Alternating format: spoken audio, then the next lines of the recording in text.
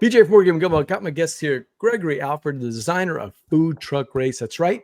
It's coming out on Kickstarter in a couple of months. So go to foodtruckracegame.com and check it out. But I wanted to talk to you about a game that I've been playing a lot recently.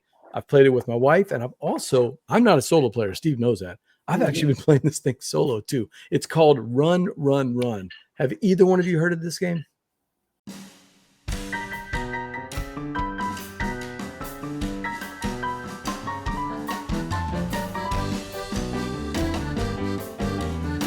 This one's new to me too. Okay, so it came out by 25th Century. Me and Patrick Newman, we both love the games that come out with 25th Century.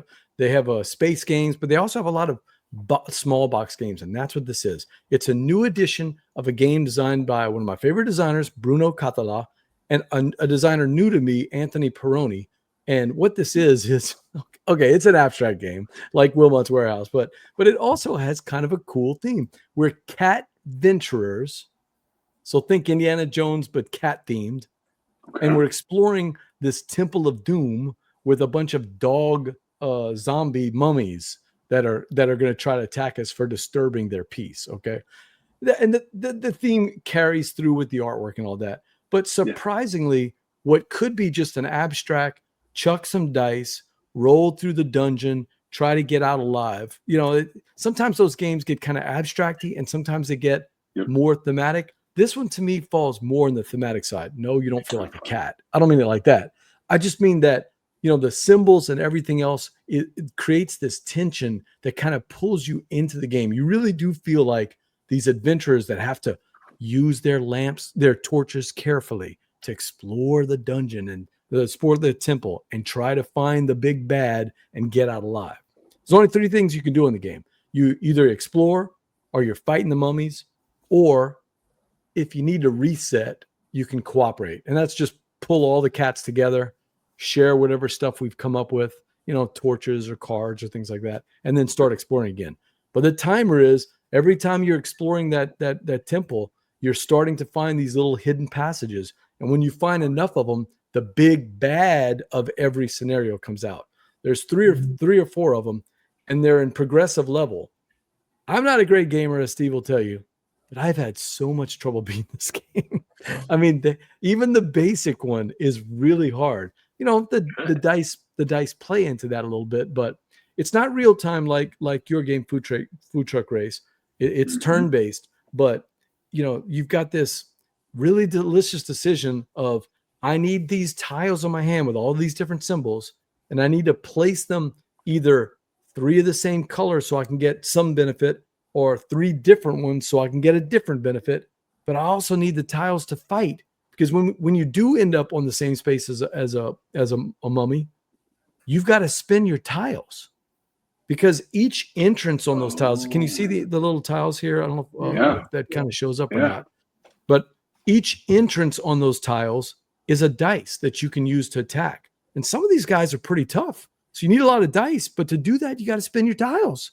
If you don't have any tiles, you can't move. If you can't move, the zombies are going to kill you. So it's one of those games that it's stressful in a good way, cooperative in a good way, where, you know, you're both working together. I don't think I would play it with more than 2 people. It feels like one person could maybe dominate a little bit. But other than that, you know, obviously you don't have much of an alpha problem when the dice control your fate, right? I mean, sometimes that just happens. You're like, even if the person's an alpha and says, "Oh, Steve, you should do this," Steve might still roll, you know, more zombie dice. So that does sound like me. The dice sounds like a lot of fun. Sometimes the dice hate us, right? Right. It's funny you're describing this. This is not a real time game, but I'm getting some Escape the Curse of the Temple vibes out of this a little bit. Take the timer out. Take the timer out. Take the timer. You still have the unfolding map and the ways in and out of rooms. Yep. Yeah. Take the timer out. Bring in zombies that are going to be stalking you all over the board, and a big bad that you have to gear up for by getting your character, you know, to have enough torches and to have it's one of those games where it's spatial. The first time I played it, I was like, okay, well, let me just run, get the big bad, and get out. Well, the dungeon, the temple is so small that the zombie catches you right away. You need to get the map as big as you can, and you need to be on the other side of that map to give yourself time to get out before the zombie, crawls through and stomps you. Now, there is a benefit. Clever. If you roll question marks on those dice, which haven't come up here, each cat venturer has a special power, and that's kind of fun. They're not like game-breaking powers; they're just little mini powers. But it is fun to try different combination of cats. This one might get some free torches. This one might get a better dice roll. So that's kind of cool too. Look, it's a 30-minute game. It's typical Bruno Cathala, where there's a great combination of strategy and luck in a family weight game, and it's got this cool art. So it's a plus for me. I do like it. I'm not that big into long cooperative games. It's just I'd rather play, if I'm going to play a 2-hour game, I'd rather try to beat the heck out of you, right? Beat your brains in. Spirit Island is just too long for me. It just takes too much time. This is more my speed, 30 minutes. What do you guys think? Very fun. This does look interesting. Yeah. Gregory? I'm curious, is it more boss battler or is it more dungeon crawler? Like, is it 50-50? Like, how would you summarize it? Both. Yeah, it's both. You're exploring the temple so that you can get all these little combinations of tiles in the right combinations so that you can build up your characters. And it's not building up characters as in attributes that are going to get better. I don't mean it like that. It's just getting the torches and getting additional tiles. Tiles are they're not hit points for you, but they're almost hit points because you got to spend those to beat the zombies.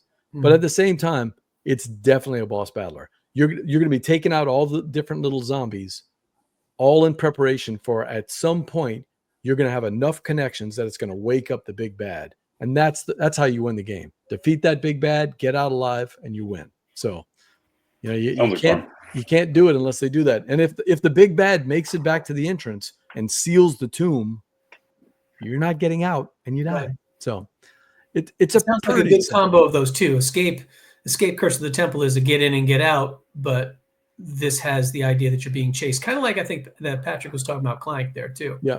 Gregory's got a good point. And that's really the key. Well, the two key differences, of course, it's not real time, but at least my plays of Escape Curse of the Temple, I never played any of the expansions. So maybe they have big bosses in the expansions, but it was mainly try to find the exit. As soon as that jungle, the drumming of the beat starts getting loud. So yeah, that's the two differences there.